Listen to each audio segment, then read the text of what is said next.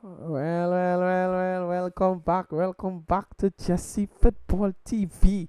Yes, guys, I'm back to you with another Chelsea related news video. Yes, guys, we have to keep up to date with Chelsea, all things Chelsea, and it's international break going on. So, there isn't much to talk about, but when there is something to talk about, we are going to bring it to you and there is stuff to talk about. I let it build up for a little while. I didn't drop no videos in the last couple of days, so we let it build up. Yes, and build up it did. Right? But before we get into the news video, please like, comment, and subscribe. Subscribe, especially if you're new, guys. Especially if you're new, subscribe to the channel and share the video. Hit the like button. It lets the algorithm know that you're liking the video, and it will show the video to a wider audience into different people, and it will may reach other Chelsea fans. So please share the video. Guys, let me get into it, right? Let's get into it. Nicolas Jackson updates. Yes, Nicolas Jackson has left Chelsea, but his name is still be getting linked with Chelsea. I know he hasn't moved permanently, but yes, he's still getting linked with Chelsea, even after the fact. Let's get into it, right? Fabrizio, Bayern Munich. I'm not even going to try to pronounce this person's name. This is a person in Bayern Munich. He's a hierarchy in Bayern Munich. Let's try. Ulai Honeb. Ulai Honeb. Whatever his pronunciation is. Don't kill me. I'm just not that guy.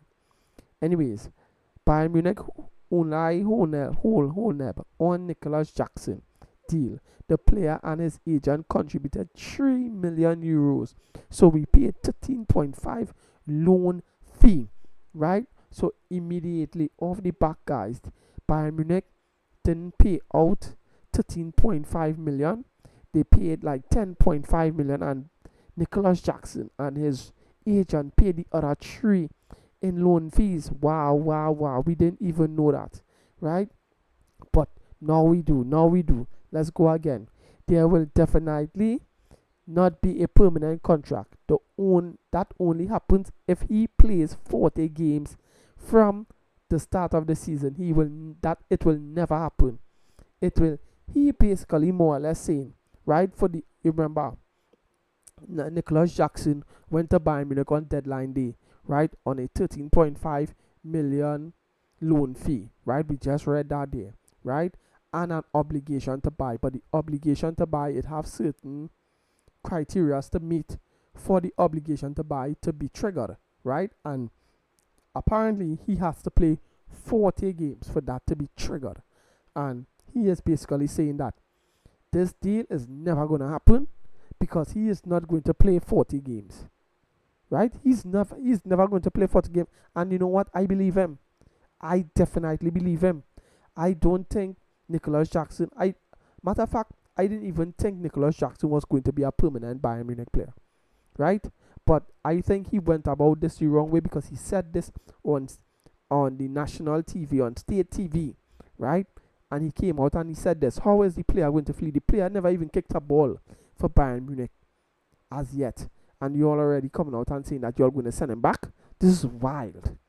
This is wild for a hierarchy in Bayern Munich to be acting that way and saying stupid stuff. This is crazy. This is crazy in itself. The player hasn't even kicked a ball for you all yet, and you all already want to send him back. This is crazy. Nicolas Jackson. I wonder how this player is feeling right now. Guys, if it was you in this situation, what would you have done? What would you have done? I want you all to tell me. But Nicolas Jackson is not going to be staying at Bayern Munich. He will be coming back to Chelsea. So now Chelsea, we wanted like 65 million for Nicolas Jackson, right? We already got 13.5 million in loan fees. So we basically looking for like, let's say somewhere about 50 million for Nicolas Jackson if we had to sell him in the next summer transfer window, even in the January transfer window. If Bayern Munich once they send him back and things aren't working out, I think that could even be a situation to think about too, guys. So let's see how this goes, right? But yeah, that's it for Nicolas. The Nicolas Jackson news. He just might be on his way back to Chelsea Football Club. Let's see how that goes. Right, we are going on to other related news, ladies and gentlemen. Right, Ian Wright on Reece James. I think so. Yes, he was asked if Reece James is more or less the first choice right back for England right now, because those guys are on international duty. So he will ask Ian Wright on Reece James. I think so. Yes, he's England's first choice right back. When you look at what he is capable of doing, defending, passing, even if he inverts and goes into the midfield, he's quite well. It's supposed to be quite comfortable, right? He's comfortable, and we've seen just now. Hold on. Yes, sorry about that. And we've seen that if he gets the time and space, he can cross the ball and put it pinpoint. Defensively, he's very sound. Absolutely. If he can stay fit, he's dangerous. And I agree. I totally agree. Look at him here. I totally agree. What an assist for that Declan Rice goal. What an assist, right? Right now he has to be currently England's number one, and I think he is. He is basically better than Trent Alexander-Arnold. Trent Alexander-Arnold is terrific going forward, but defensively he's not good defensively. He gets exposed quite a lot, and I am shocked Liverpool and even Real Madrid, that who is playing for now, hasn't even converted him as yet, right? A natural right winger. He's terrific going forward. He can score goals, he can cross, but he can't defend. Reece James can do all of what he can do and defend as well. He's the most complete right back right now. So kudos to Reece James. If Reece James can stay fit, I am telling you, Chelsea, this current team could win stuff with this guy. Sorry, with this guy. Yes, guys, I believe so. I 100% believe so. I 100%. Oh, oops. I 100% believe we can if Rich James can just stay fit. Just stay fit. And right now he is staying fit. So let's see what can happen. On to other news. Yes. Player of the Match award. Estevan Willian. Yes, Estevan Willian. Picking up yet another Man of the Match award. This guy is picking up Man of the Match awards for fun. Right?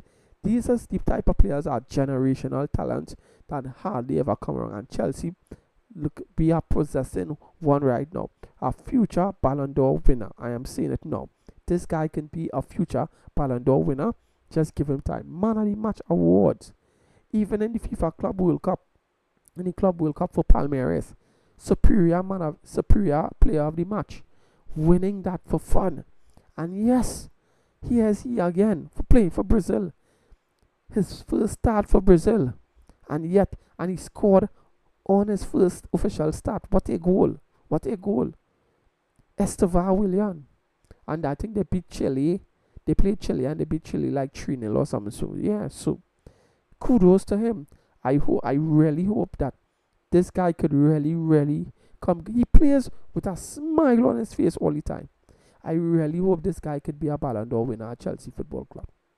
I really do. I really hope it. I really want it for him. More on Estevan. Carlo Ancelotti now. I work with Estevan with first at Palmeiras, and now he's working with Chelsea. He made a great start to the Premier League, which isn't easy. He did very well in his first game, playing his first game and working well with the team. He has he has the potential to improve his game and help the team even more. Yes. When he was at Palmeiras, the coach Ancelotti worked with him there when he was playing at Palmeiras at that point in time. That's when he was the coach of Brazil, yeah. And he played with him, so he knows him quite well. Right? He very well knows him. Estevan. He have a bright future. He has a bright future. On to other news, guys. Going forward. Should Liam Delap go to the World Cup next year and maybe even start, or is Harry Kane still undisputed and still world class? Yes, Harry Kane is still undisputed and still world class. So I think Liam Delap will be that second choice striker, but I think that will be good for him learning under Harry Kane. I think that is the better thing for him right now. But we need Liam Delap to come back from that injury bigger and better and stronger. We know we have the likes of um what's his name, Markuyu, that we brought back. We'll get onto him in a bit.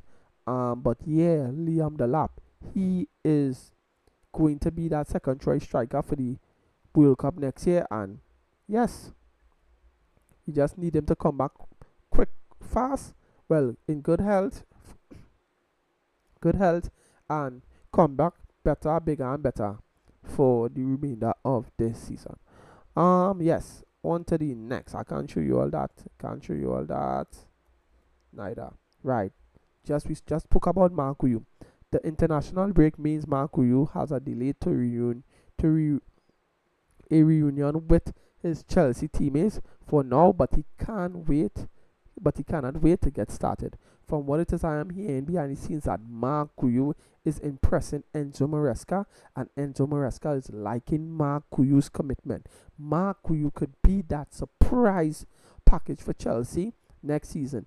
He may be the third choice striker after Liam Delap comes back, but he could be that spark. Liam Delap is injured, so we had to bring back Markuyu from the loan with Sunderland. Markuyu only went on loan 3 weeks. Imagine going on loan for 3 weeks and then you getting recalled to come back to your football club that is employed. You are employed by.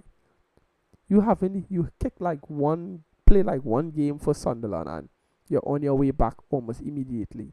That is wild. That is so wild. But Marco, you take this chance, take this opportunity, even if you're a second choice striker behind Joao Pedro, take the opportunities you get.